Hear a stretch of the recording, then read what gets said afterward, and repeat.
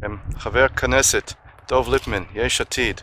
First time as a Chaver Knesset in Hebron. What are your impressions? The most remarkable thing about Hebron is you can put politics to the side, and there has to be consensus that this is a place which is full of our history. This is where our forefathers lived and were buried, and throughout the generations we've had a presence here. And we hear the Torah portion this week is Shlach, and right behind me is a wall which was discovered in the last century, which comes from the time that the spies came to the land. And you see something like this, and you automatically feel a connection and an appreciation for the fact that we're blessed to have such a place. After seeing and hearing, how do you see Hebron in the future? I certainly see that Hebron has to always be a place which the Jewish people recognize as a treasure, and everyone has to do the maximum to make sure that it remains that kind of a treasure. One little political question. Yesh Atid isn't right and it's not left. It's somewhere in the middle. How do you see Yesh Atid and the other members of your party, how do you see them associating with Hebron?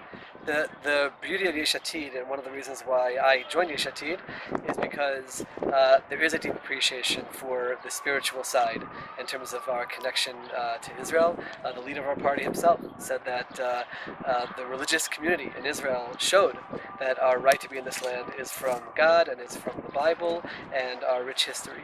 And we try to find a combination between, on the one hand, recognizing that there is a conflict, and when there's a conflict, Jewish people have always been people who seek shalom. We pray every day for shalom, and we want to do that while also taking into account certainly the security needs of the Jewish people, but also the spiritual needs. And how that plays out in terms of Hebron down the road, we'll have to see, but I can certainly say that we have that appreciation and that perspective. Last question. You've been in Israel now for quite a number of years. You're originally from the United States. You're a member of the Israeli parliament. What message do you send back to the people that are still in the States? When we got on the airplane to fly here, with my wife and my 4 children, it was a flight, everybody was making Aliyah, everybody was emigrating to Israel. The pilot went through his regular routine. He said, we'll be flying at 30,000 feet, 9.5 hours, etc., etc. And then he said, sit back, relax, enjoy the flight. I'm here to take you home.